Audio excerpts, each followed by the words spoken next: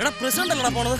അതല്ലോ president അവിടെ നിൽക്കാൻ. ഞാൻ പറഞ്ഞിട്ടില്ല. ഞാൻ പറഞ്ഞിട്ടില്ല. അവിടെ നിൽക്കാൻ. ഞാനല്ല പറഞ്ഞത്. ഒന്ന് നിൽക്ക് പ്രസിഡന്റ്. അവിടെ നിൽക്കാൻ.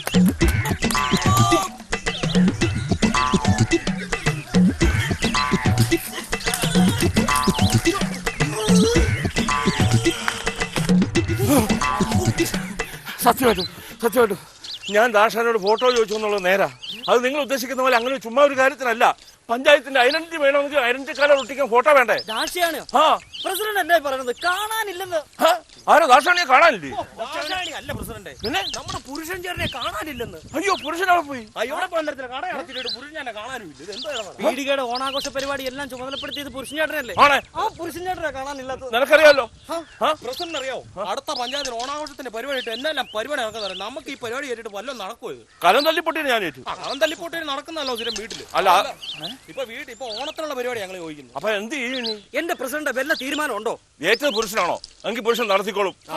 ഏറ്റ പുരുഷനെ ഇപ്പൊ കാണാനില്ല. പുരുഷൻ എങ്ങും പോകത്തില്ല. പുരുഷൻ ഇവിടെ തന്നെ ഉണ്ട്. നമുക്ക് പോയി അന്വേഷിക്കാം. ഇപ്പൊ എന്നാ ചെയ്യുന്നത്? എവിടെ അന്വേഷിക്കുന്നു പറ. പുള്ളിയെ കണ്ടുപിടിക്കാൻ ഒരു കാര്യം ചെയ്യാം. നമുക്ക് ആ പണിക്കരുടെ അടുത്തുനിന്ന് പോയാലോ?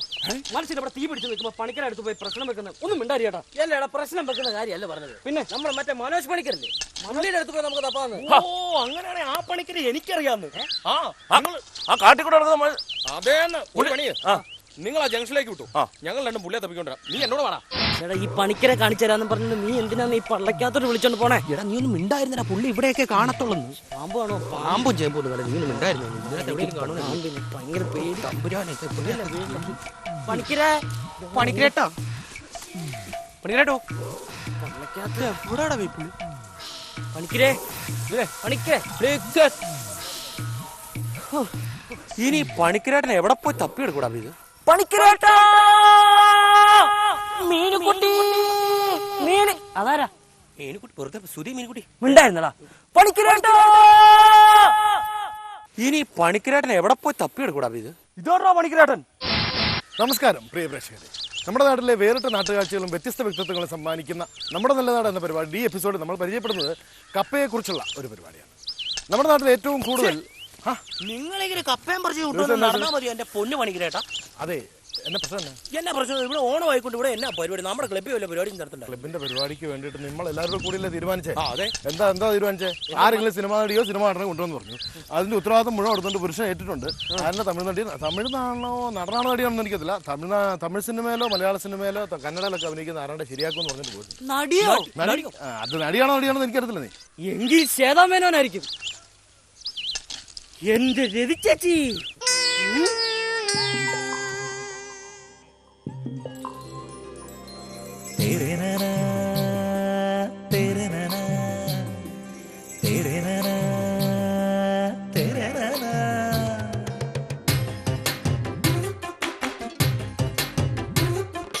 ചെമ്പകപ്പൂങ്കാട്ടിലെ ചിത്രമണി പൊയ്കയിൽ കണ്ടു ഞാൻ നിന്നെ ചെന്താമരേ.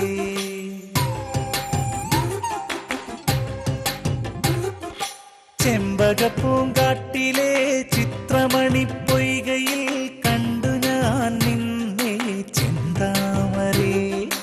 എന്റെ കരൾ കൊമ്പിലും ചാറ്റുമഴച്ചോലയിൽ വന്നു പൂത്തുലഞ്ഞിടുമോ ചൊല്ലാതിരേ ചെന്താമരേ. ചെമ്പകപ്പൂങ്കാട്ടിലെ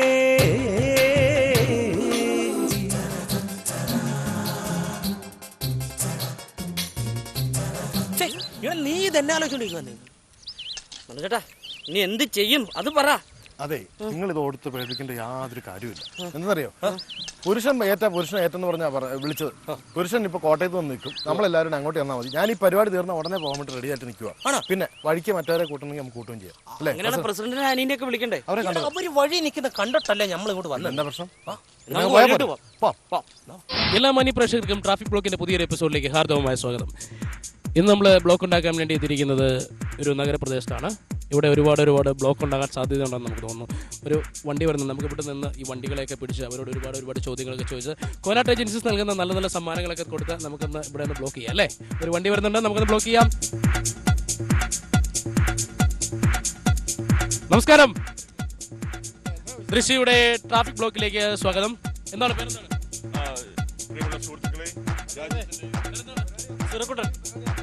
അതെ, ഒരു കാര്യം ചോദിക്കുകയാണ്.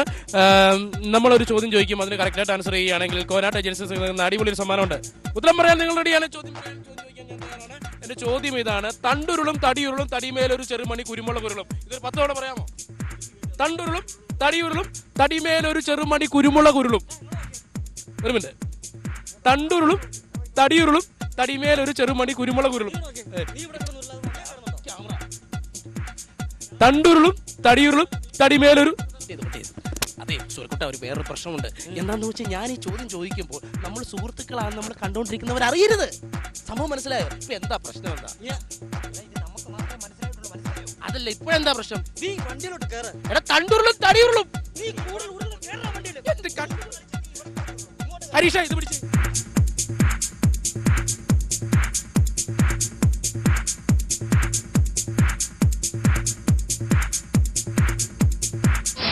അപ്പോൾ നമ്മുടെ നാട്ടിലെ നല്ല ഗായകരെയും മനോഹരമായ ശബ്ദങ്ങളെയും എല്ലാം പരിചയപ്പെടുത്തുന്ന ഞാനൊരു പാട്ട് പാടാം എൻ്റെ പുതിയൊരു എപ്പിസോഡിലേക്ക് ഏവർക്കും സ്വാഗതം. ഇവിടെയും നമുക്ക് നല്ലൊരു ഗായകനെ കിട്ടിയിട്ടുണ്ട്. കുട്ടാപ്പി എന്നാണ് പേര്. കുട്ടാപ്പി എന്ത് ചെയ്യുന്നു? ഞാൻ ഡിഗ്രി തോറ്റിരിക്കുന്ന. ഡിഗ്രി തോറ്റല്ലേ? നന്നായിട്ട് പഠിക്കുന്നുണ്ടല്ലേ? ഓക്കെ, അപ്പം നമ്മൾ കുട്ടാപ്പി നമ്മുടെ ഈ ദൃശ്യ ടിവിയുടെ ദൃശ്യ എന്റർടൈൻമെന്റിന്റെ പ്രിയപ്പെട്ട പ്രേക്ഷകർക്ക് വേണ്ടി ഏത് ഗാനമാണ് ആലപിക്കുന്നത്? ഞാനൊരു ഹിന്ദി സോങ് ആണ് പാടാൻ ഉദ്ദേശിക്കുന്നത്. ഓക്കെ, തകർത്തു.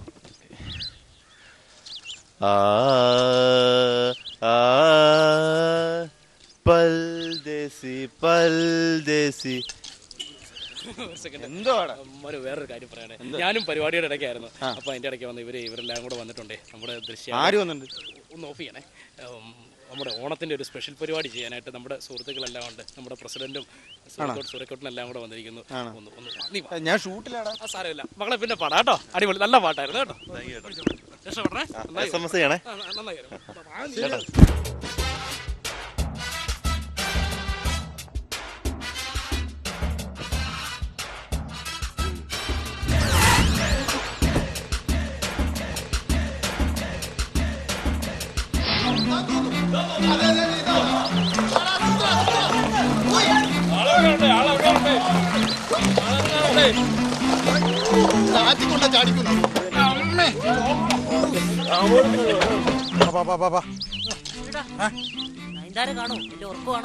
ഒന്നും മിണ്ടാറിറക്കാം. ഇത് നയൻതാരൊന്നുമില്ല, അതിനേക്കാളും വലിയൊരു സംഭവമാണ്.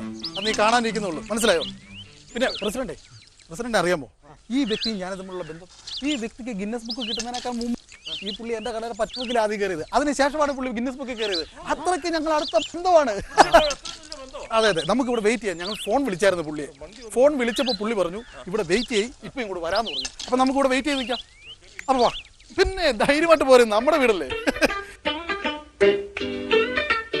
എന്റെ പ്രസിഡന്റ് നിങ്ങൾ ബഹളം വെക്കാതെ. മമ്മൂട്ടിയുടെ പടത്തിന്റെ ലൊക്കേഷൻ അല്ലേ പുള്ളി വരവ് വരുന്നത്.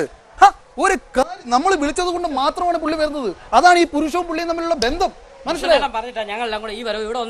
എടാ, അതുകൊണ്ട് നിങ്ങൾക്ക് നഷ്ടമൊന്നും വരത്തില്ലല്ലോ. ഓണത്തിന് ആളെ വിളിച്ചാ പോരെ. എന്നാ പിന്നെ നിങ്ങൾ മിണ്ടാതിരിക്കും. അല്ല പിന്നെ പുരുഷേട്ടാ അസിനാണോ നിനക്കൊന്നും?